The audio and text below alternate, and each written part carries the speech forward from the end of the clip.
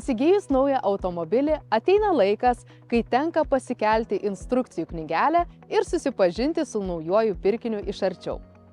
Jeigu automobilį keičiate kas kokius 3 metus, tai greičiausiai nieko ir nenustebsite, tačiau jeigu automobilį įsigijote po ilgesnio laiko arba pirmą kartą iš salono išvažiavote naujuoju automobiliu, tuomet tikėkite siurprizų, nes šiuolaikiniai automobiliai yra gerokai technologiškai išmanesni ir sumanesni nei buvo anksčiau. Vienas iš tokių išmanumo ir saugumo sistemų pavyzdžių yra naujos kartos Peugeot 5008. Būtent šis modelis mums padės susipažinti ir atrasti naujas funkcijas ir sistemas, kurias turi šiuolaikiniai automobiliai. Taigi kiekviena kelionė prasideda nuo automobilio atrakinimo. Kone visi šiuolaikiniai automobiliai turi beraktį atrakinimą ir užvedimą. Tai reikia raktą turėti kišenėje arba rankinėje ir automobilį paprastai atrakinsite. Tokiu būdu jūsų rankos liks laisvos ir nereikės gaišti laiko ieškant rakto kišenėje. Beraktė užvedimo ir atrakinimo sistema yra ne tik patogumas, bet ir saugumas. Nes automobilis ir raktas veikia užšifruotų kodų, kuris kas kartą kinta. Raktas veikia tam tikrų atstumu, o taip pat kai kurie raktai turi ir judėjimo jutiklius, tad raktas veikia tuo met, kai raktas juda. Tai apsaugo raktą nuo signalo nukopijavimo. Prieš keliones yra patogu sujungti savo telefoną su automobiliu. Tai padaryti yra paprasta ir patogu. Svarbiausia įsitikinti, kad jūsų telefonas palaiko Android Auto arba Apple CarPlay sistemas. Tačiau tai neturėtų būti problema, nes šios sistemos nėra naujiena. Sistemas galima pajungti dviejais būdais – naudojant USB laidą arba belaidžių būdu. Su USB tai reiks pajungti laidą ir multimedijos ekranas pasiūlys aktyvuoti šias sistemas. Tuo tarpu, naudojant belaidį būdą, reikia įsitikinti, kad jūsų telefone yra įjungtas Bluetooth ir Wi-Fi ryšys. Naudojant belaidį būdą, tai reikia telefono Bluetooth įrenginių sąraše susirasti jūsų automobilio pavadinimą ir juos sujungti. Tai reiks įvesti kelis skaičiukus ir bus patvirtinta, kad sujungimas yra aktyvuotas. Kitą kartą įlipus automobilį Android Auto arba Apple CarPlay prisijungs automatiškai. Kitas privalumas belaidžio prijungimo yra tai, kad jūsų programinė automobilio įranga visuomet bus atnaujinama automatiškai. Šių sistemų privalumai yra tokie, jog galėsite naudotis Apple Maps, Google Maps, Waze navigacijomis, taip pat nusistatyti kelionės tikslą tiesiog multimedijos ekrane arba telefone, jungti muziką, klausytis jos iš Spotify programėlės ir taip pat siųsti balso žinutes. Anksčiau valdymas balsu ne visuomet būdavo toks sklandus, kokio norėtųsi. Tačiau Peugeot yra vienas pirmųjų gamintojų, kurie integravo ChatGPT balso atpažinimo sistemą, kurios dėka valdymas balsu yra natūralesnis. Balsu galite valdyti ir automobilio nustatymus. Tiesiog tai reikia paspausti mygtuką esantį ant vairo, indikuojantį diktofoną, arba pasakyti balsu: OK, Peugeot, please turn on the driver's seat heating. Taigi tokiu būdu galite reguliuoti temperatūrą, paskambinti mamai ar įjungti lango šildymą. Tai suteikia saugumo, nes mažiau nukreipsite dėmesį nuo kelio. Savo automobilį galite paversti mobilia Wi-Fi stotele ant ratų. Tai reikia įdėti SIM kortelę ir visi važiuojantys galės prisijungti prie to pačio Wi-Fi tinklo. Taigi viena iš išskirtinių Peugeot 5008 detalių yra priekiniai žibintai. Tai yra puikiai ne tik stiliaus detalė, bet ir saugumo funkcija, kuri labai pasitarnauja tamsiuoju paros metu. Šie Pixel LED žibintai reguliuoja šviesos plotį ir ilgį, priklausomai nuo eismo sąlygų, vairavimo aplinkos ir greičio. LED žibintai sugeba išjungti tam tikras žibinto dalis tam, kad neapakintų priešais esančių vairuotojų, tačiau tuo pačiu maksimaliai apšviestų kelią. Lyginant su tradiciniais žibintais, LED žibintai yra gerokai ekonomiškesni, nes taupo energiją. Didesnį komforto ir prabangos jausmą suteiks ventiliuojamos ir šildomos sėdynės. Centrinės konsolės ekrane galėsite rasti jų valdymą.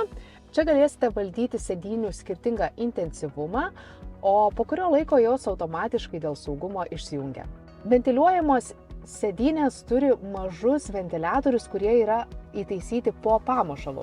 Jie siurbia orą iš salono ir jį tolygiai paskirsto po sėdynės paviršių. Šildomos sėdynės padeda sumažinti įtampą ir nuovargį šaltuoju metu, o ventiliacija užtikrina geresnį oro srautą, sumažintama diskomfortą ir prakaitavimą karštomis dienomis. Automobiliai turi įvairius važiavimo režimus. Tai yra specialios programos, kurios automatiškai pakeičia automobilio nustatymus ir tarsi pakeičia automobilio charakterį. Viena iš tokių yra eko režimas, jo paskirtis yra efektyvumas ir degalų taupimas. Pasirinkus jį, variklio reakcija į akseleratoriaus pedalo paspaudimą yra vangesnė. Pavaros perjungiamos anksčiau, kad sumažėtų variklio apsukos ir būtų taupomi degalai. Klimato kontrolė taip pat gali būti pritaikyta, kad sumažintų energijos vartojimą. Šis režimas labiausiai pasijaus keliuose, kur galite išlaikyti pastovų greitį, tarkim greitkeliuose. Sport režimas yra skirtas sportiškam ir dinamiškam važiavimui. Pavaros yra perjungiamos vėliau, o akseleratoriaus pedalas tampa jautresnis. Tai režimas norintiems pajusti važiavimo malonumą vingiuotais keliukais. Komfort režimas yra skirtas užtikrinti patogumą kasdienėse kelionėse. Pakaba tampa minkštesnė, variklis švelniau dirba, o bendras važiavimas tampa ramesnis.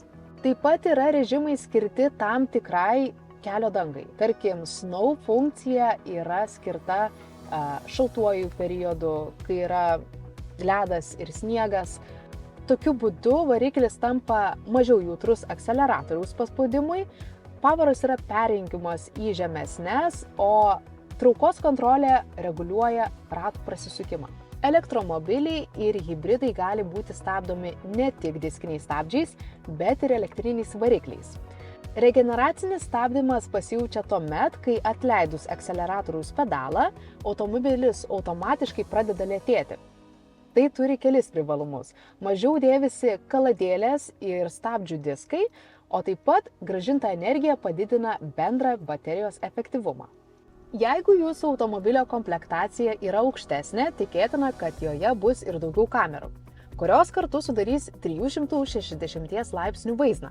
Priekyje, gale ir po veidrodėliais esančios kameros kartu sudaro 360 laipsnių vaizdą, kuris leidžia matyti visas kliūtis esančias aplink jūsų automobilį.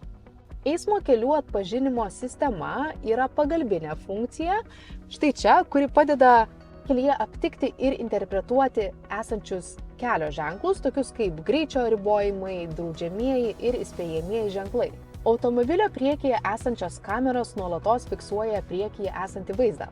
Kai kuriuose automobiliuose esanti greičio kontrolės sistema automatiškai prisitaiko prie greičio apribojimų. Tai ypač naudinga užsienyje arba naujame mieste, kur kelio ženklinimas nėra įprastas. Adaptyvi greičio palaikymo kontrolės sistema yra išmanioji pagalbinė vairuotojo funkcija, kuri leidžia palaikyti pastovų greitį ir atstumą iki priekyje esančio automobilio. Taigi tokiu būdu, jeigu priekyje esantis automobilis pradeda lėtėti, sistema automatiškai lėtina ir jūsų automobilį. Na, o jeigu priekyje esanti transporto priemonė pasitraukia iš kelio, tuomet sistema automatiškai grįžta prie vairuotojo nustatyto greičio. Eismo juostų palaikymo sistema naudoja radarus ir jutiklius, kad automatiškai palaikytų jūsų automobilį tarp juostų. Jeigu automobilis netyčiomis pradeda išvažiuoti iš eismo juostos, sistema iš karto įspėja vairuotoją apie galimą pavojų. Šios sistemos padeda sumažinti avarijų riziką susijusią su netyčiniu išvažiavimu iš eismo juostos. Tai ypač naudinga ilgesnėse kelionėse arba monotoniškame kelyje. Tai veikia kaip papildoma apsauga, jei vairuotojas trumpam praranda dėmesį. Avarinio stabdymo sistema yra turbūt viena svarbiausių saugumo funkcijų, kuri padeda išvengti susidūrimų arba sumažinti jų pasekmes. Ši funkcija naudoja kameras, radarus ir lazerinius jutiklius arba visą jų derinį, kad stebėtų priešais esantį kelią. Jeigu vairuotojas nesureaguoja arba jo veiksmai yra nepakankami, ši sistema automatiškai aktyvuoja stabdžius. Tai gali padėti išvengti susidūrimų, kurie dažniausiai kyla dėl vairuotojo dėmesio stokos, nuovargio arba užsiėmimo pašaliniais dalykais. Miestuose ši sistema gali padėti išvengti susidūrimų su pėsčiaisiais, motociklininkais ir dviratininkais, kurie dažniausiai išnyra tiesiog iš niekur. Aklųjų zonų stebėjimo sistema, kuri leidžia aptikti objektus ar transporto priemonės esančias aklojoje zonoje. Tai yra toje vietoje, kurios negalite matyti per galinius arba šoninius vaizdo veidrodėlius. Jeigu indikatorius šviečia, tai reiškia, kad aklojoje zonoje yra transporto priemonė. O jeigu įjungus posūkio signalą indikatorius pradeda mirksėti, tai reiškia, kad sistema jums rodo signalą apie galimą pavojų. Kai mūsų gyvenimuose tiek daug skubėjimo ir greičio, visai svarbu turėti šias sistemas, kurios užtikrina ne tik komfortą, bet ir papildomą saugumą. Dalį šių funkcijų rasite jau standartinėje komplektacijoje, o kitą dalį galite pasirinkti kaip papildomą opciją. Viena aišku, renkantis savąjį automobilį, komforto ir saugumo funkcijų niekuomet nebus per daug.